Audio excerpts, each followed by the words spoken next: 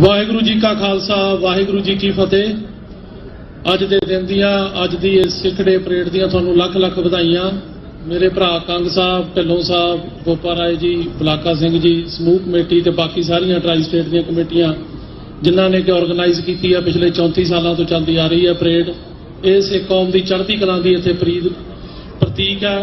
ਮੈਂ ਸੰਖੇਪ ਇਹੀ ਬੇਨਤੀ ਕਰਨੀ ਹੈ ਵੀ ਜਿਹੜੇ ਕੈਂਡੀਡੇਟ ਆਪਣੇ ਇਲੈਕਸ਼ਨ 'ਚ ਖੜੇ ਹੁੰਦੇ ਆ ਉਹਨਾਂ ਦੀ ਸਪੋਰਟ ਕਰੋ।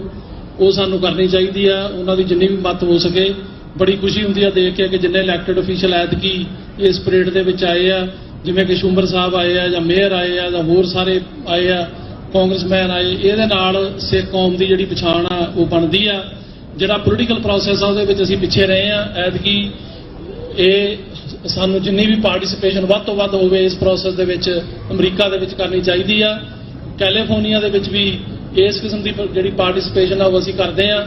ਉਹਦੇ ਸਦਕਾ ਬੌਬ ਮਨੈਂਡਸ ਤੇ ਸੈਨੇਟਰ ਬੁਕਰ ਜਿਹੜੇ ਹੈਗੇ ਸੈਨੇਟਰ, ਉਹਨਾਂ ਦੇ ਨਾਲ ਮਿਲ ਕੇ ਅਸੀਂ ਜਿਹੜੀ ਕੋਸ਼ਿਸ਼ ਕੀਤੀ ਕਿ ਜਿਹੜੇ ਵਰਕ ਪਰਮਿਟ ਸਾਲ ਲੱਗਦਾ ਮਿਲਣ ਵਾਸਤੇ ਉਹ ਟਾਈਮ ਘੱਟ ਕੇ 6 ਮਹੀਨੇ ਹੋਵੇ, ਉਹ 'ਚ ਕਾਮਯਾਬ ਹੋਏ। ਇਸੇ ਤਰ੍ਹਾਂ ਹੀ ਜਿਵੇਂ ਅੱਜ ਇੱਥੇ ਇਲੈਕਟਡ ਅਫੀਸ਼ੀਅਲ ਆਏ ਤੇ ਇਹਨਾਂ ਦੇ ਨਾਲ ਜਿਹੜੇ ਲੋਕਾਂ ਦਾ ਭਲਾ, ਸਿੱਖ ਕੌਮ ਦਾ ਭਲਾ, ਜਿਹੜੇ ਸਾਡੇ ਇੱਥੇ ਇਮੀਗ੍ਰੈਂਟਸ ਆਉਂਦੇ ਨੇ, ਪ੍ਰਵਾਸੀ ਆਉਂਦੇ ਨੇ, ਵਿਚਾਰੇ ਕੇਸ ਅਪਲਾਈ ਕਰਦੇ ਆ, ਉਹਨਾਂ ਦੇ ਹੱਕ ਦੀਆਂ ਗੱਲਾਂ ਕਰਨੀਆਂ ਚਾਹੀਦੀਆਂ ਨੇ।